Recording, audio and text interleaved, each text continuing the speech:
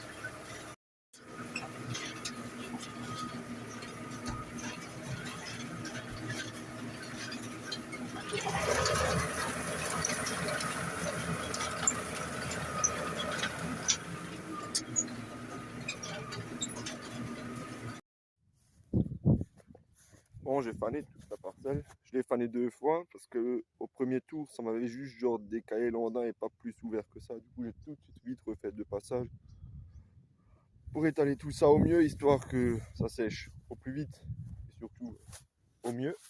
Là, je laisse traîner ça. Là, il est 11h10, 11h15. Ouais. 14h, 15h, repasser un coup et à 17h, andonné et vite pressé, tout ça. J'espère que ça va aller. Bon, au début, je me suis dit je fauche plus. Et finalement, quand j'ai vu la météo, je me suis dit ouais, non, pas la peine de faire plus. Je sais pas si je vais y arriver. Déjà là, pour 1 hectare, ça prend déjà pas mal de temps. Passer, repasser, et puis rien de pire que de dire si t'as fait le boulot et que tu peux jeter la balle à la fin. C'est moyen, donc j'espère que ça va aller.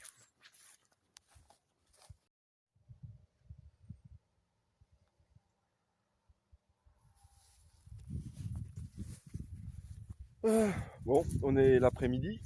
Il n'y a plus de soleil, il y a juste du vent. Il fait vachement frais par rapport à ce matin. Là, il est 14h quelque chose. Et c'est pas la joie. Je sais pas, je vais passer vite encore un coup de fanner. Je sais pas. Oh, là maintenant, je crois pas qu'il va encore sortir l'autre là-haut. Hein.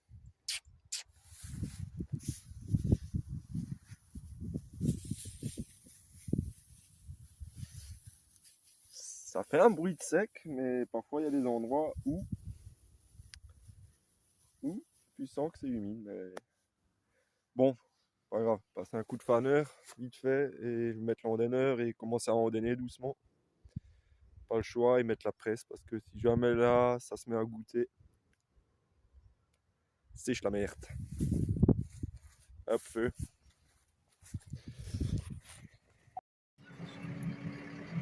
Allez, fini de faner. Je vais mettre l'andonneur, andonner, mettre la presse, presser tout ça parce que là, de toute façon, ça sèchera plus de ouf. Il y a juste la partie au fond où l'andin là-bas, je le presserai tout à la fin. Comme ça, au pire, ce qui est encore un peu pas tout à fait sec, ça sera au-dessus de la balle et pas en plein milieu de la balle. De toute façon, il faudra les surveiller. Je vais les mettre tout devant dans le tas.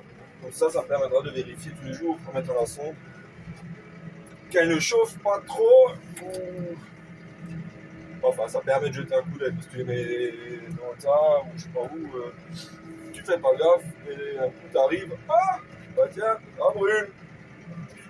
Ah bah merde, c'était les balles de requin. Donc on va bien les mettre devant. De toute façon, ça redonnera quoi. Si je presse les ballons à 20, allez, peut-être 2, 3, c'est pas ouf, hein.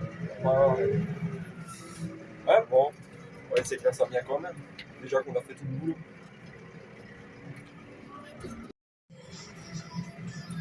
Bon, je suis en train d'ordonner tranquillement. J'espère que ça va coller avec la météo là-haut. Hein. Bon, ça se fait tranquillement.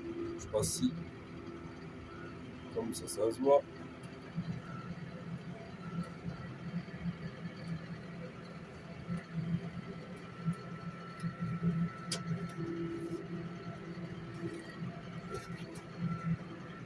Bon, je suis quand même content de ne pas avoir fauché plus. Hein. Sinon, j'aurais fauché plus là. Pour suivre. En plus, avec mon petit endaineur là. Ouais. Un petit endaineur qu'un tracteur. Hein. Comme ça va. Voilà, il y a quoi? Il n'y a même pas un état. Ça va, allez, 2-3 balles. Ça sera toujours ça fait en regain. J'espère. La semaine prochaine, la météo sera bonne. Bon, pour le moment, il prévoit d'un coup là, il prévoit pluie jusqu'à jeudi. Et après, on verra si les températures le permettent. Je pourrais faire du regain. Sinon, on va faire des balles d'ensilage. Pas le choix. Bon, on va le temps de voir ça. De ce qu'on aura comme météo.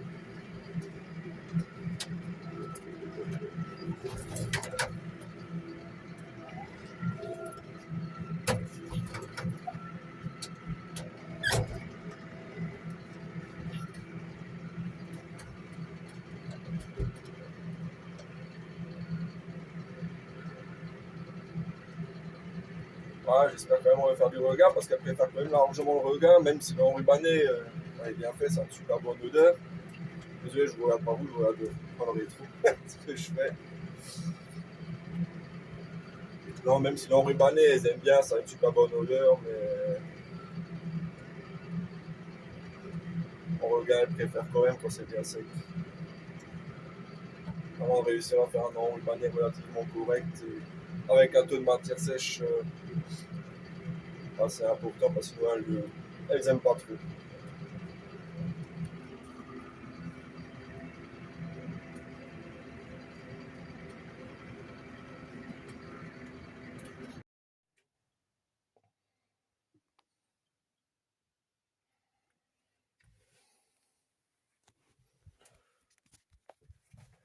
Bon voilà, j'ai appelé la presse. On va s'y mettre. Avant, quelques petits réglages à faire. Contact. Je sais pas si vous allez voir quelque chose. On va allumer le terminal de la presse. Donc, histoire. Nombre de tours de filet, c'est le nombre de fois le filet va se mettre autour de la balle. Moi, je vais en mettre 3, vu que c'est du regain, histoire que ça tienne. Donc, 1, 2, 3. Ok. Là, les compteurs de bottes, je vais les foutre à 0. Comme ça, c'est fait. Et ensuite, taille des bottes. Attends, ah, je sais pas si ça se voit. Là-haut, on a la taille des bottes. Là, c'est en 150, donc c'est des balles de 1m50. Moi, je vais faire des balles de 1m20. Donc, on va aller là. Et voilà, on sélectionne nos 1,20. Et puis, c'est bon. Bon, on va aller à la parcelle. Allez, on secteur allumé. Hein. Pick-up, il est en l'air. Tout est bon. Let's go.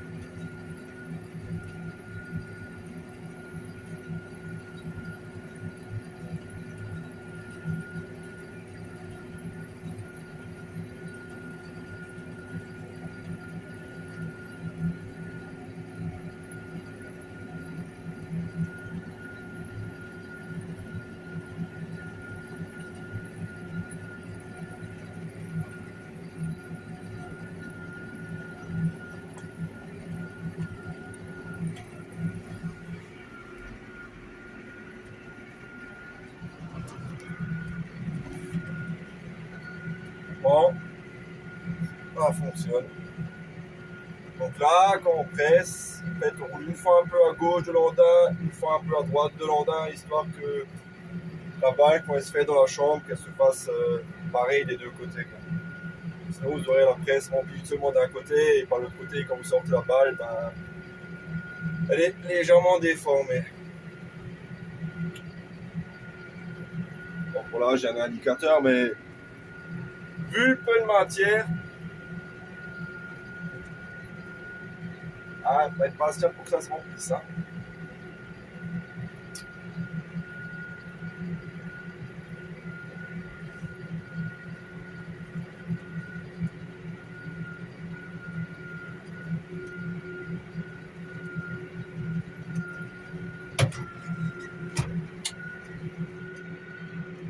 Moi, je l'éteins toujours fin d'andin,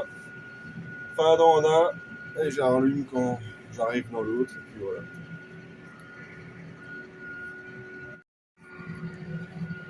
Alors, de toutes les activités qu'il y a à faire à la chèvrerie, presser, ça c'est.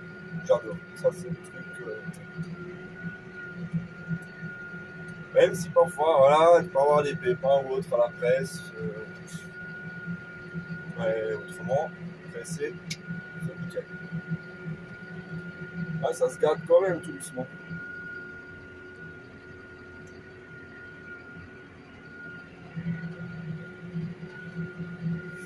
Voilà, j'espère que ce sera bon.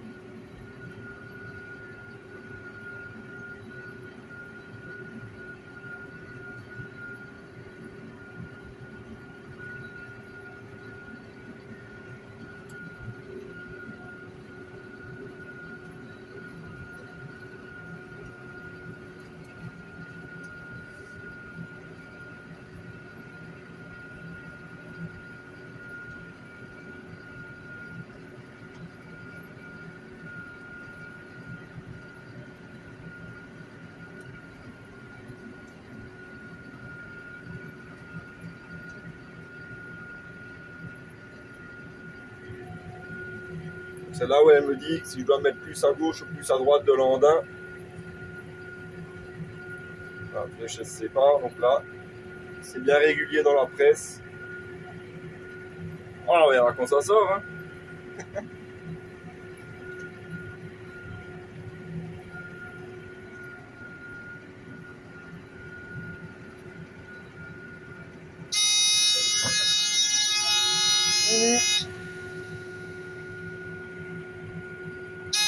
Pliage filet.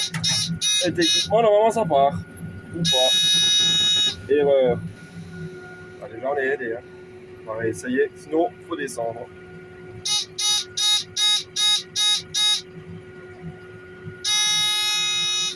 Perdu. À la tête. Hein. On enlève les gaz. Et à mon avis,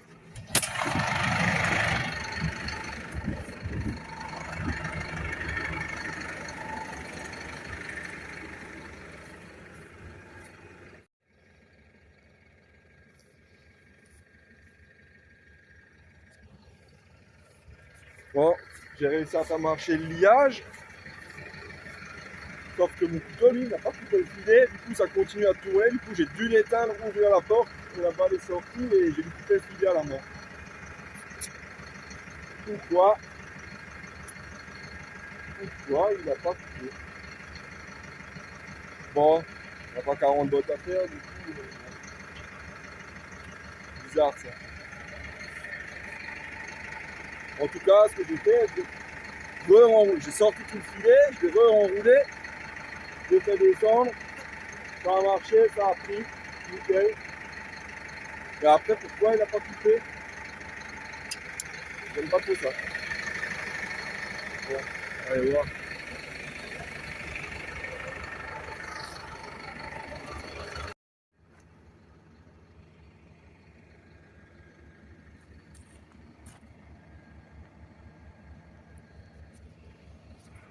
Ça, voilà le pourquoi du comment.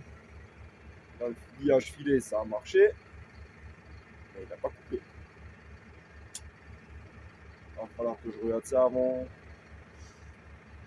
qu'il fasse beau. Au cas où on fait des enrubanés ou du regain. Voilà.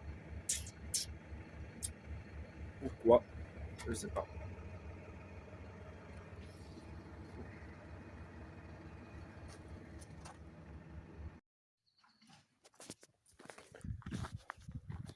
Bon, bah, ça aura donné 2 bonnes balles de 1,20 m.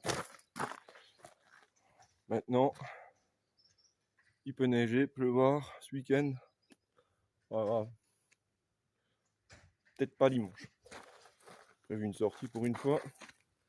Bon, à part l'histoire de mon couteau qui coupe pas le filet, tout s'est bien passé. Donc ça, il faudra que je regarde.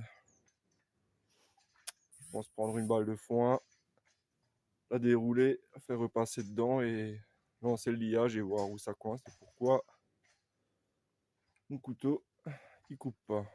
Passer une fois un coup de soufflette partout et je sais pas. À mon avis, ça doit être une bricole à la con et on va chercher longtemps comme des cons aussi.